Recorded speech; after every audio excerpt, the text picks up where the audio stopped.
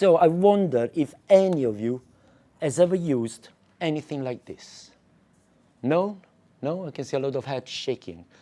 Right, okay, so let's talk about the boom, which has been the tool for decades. Okay, most of the movies that were shot 100 years ago, the golden era of Hollywood, the neorealism in Italy, the Nouvelle Vague in France, the 70s and all that kind of stuff, they all worked with a boom. Initially, it was a very complex thing because it was a big frame with a lot of levers and leverages and everything that would move the mic on set. Eventually, we got to this version of the boom, which is quite practical and simple to use, okay? So it's basically a telescopic pole. You unlock, you select, you treat it or you extend it, and then you lock. Okay, so whenever you're using a boom pole, guys, remember, it's meant to be used in a matter of seconds. Okay, so unlock anti-clockwise, extend, retreat, lock it. If you find yourself unscrewing for 20 seconds, you are dismantling it. You're doing something completely wrong. Okay, so unlock, set it, lock, ready to go. Okay, so once you've set the length of your boom pole, you'll then decide how to use it. Now, the idea is that because microphone placement is crucial for recording, the concept is to get this microphone as close as possible to the source. That's why we use this pole.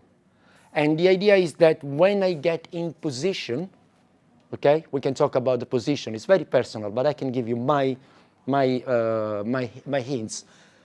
The corner between my arm and the pole is literally on the edge of the frame. That's the idea. And by doing that, I can get the microphone close to my talent.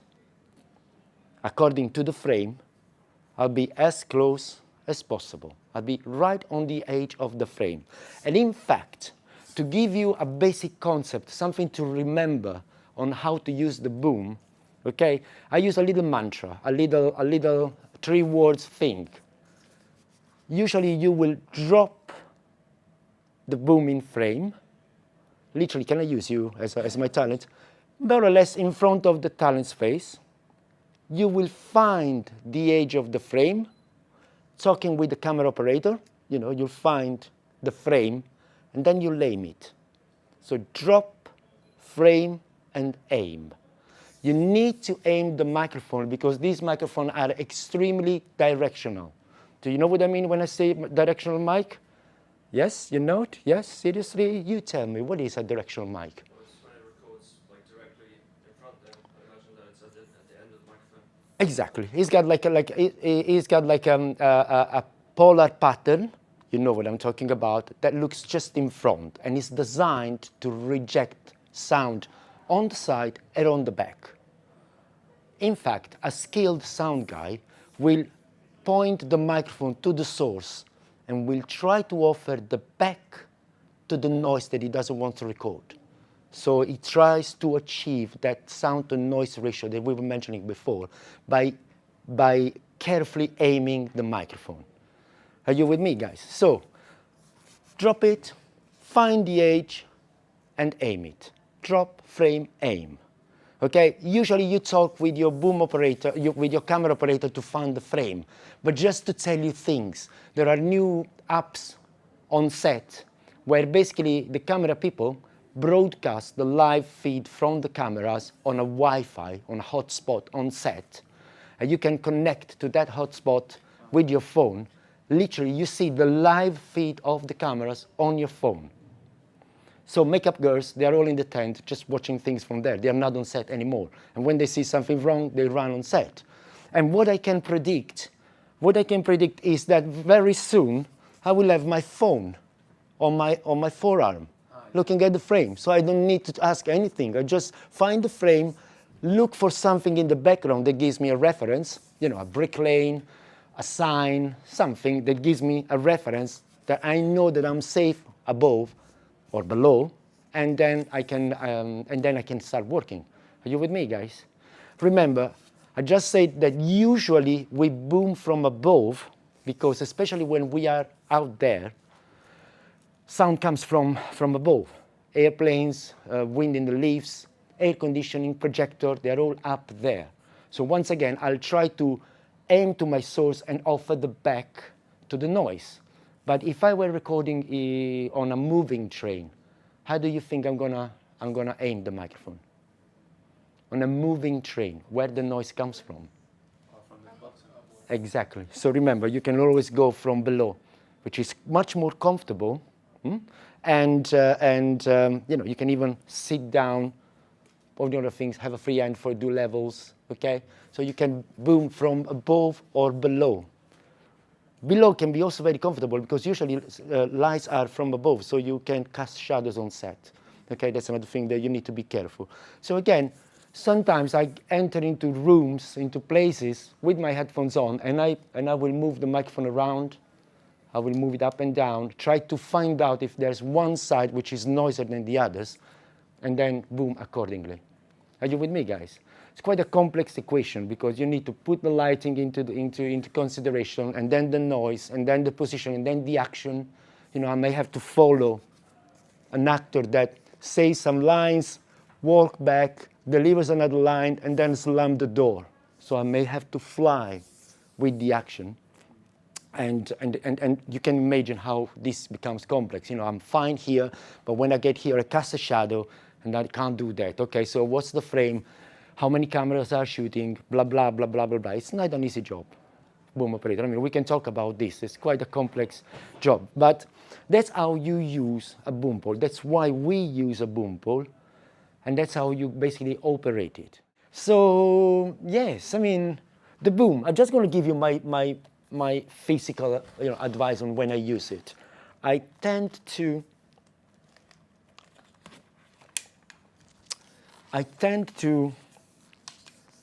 put it up and lock one elbow. Okay, well, I'm going to do it like this. Lock one elbow, and with the other one I counterbalance. So again, I can be very delicate in my movements. You'll get tired. I mean, if you do this job, guys, you'll get tired. You know, 12 hours on set, holding on. I mean, the boom seems quite light when you put it up, and these poles are extremely light nowadays. Okay, the microphone are extremely light. Back in the days, with the wind basket and the fluffy thing, everything, it gets quite heavy. The longer, the heavier. So you'll get tired. Trust me on that. Especially for the dead times on movie set. I mean, you spend hours just waiting for things to happen. However, lock one elbow, counterbalance, look at my arms. I'll keep it close to my body. If you open up, it feels comfortable, but the farther the hands are away from the body, the more energy it takes to keep the boom up, okay? So try to keep it close as an H. You see my body. Keep the pole on your head. Again, if you move it away, it may feel comfortable to start with, but then it takes more energy. So on your head, close, okay? And trust me, 7 minutes, 8 minutes like this, you're gonna feel it. You're gonna feel it. But usually it takes not that long, hopefully. Never try to boom a 40 minutes long interview, guys. Never. Get a boom body, get a stand, get the microphone in position, relax. You're gonna spoil the recording anyway. Are you with me?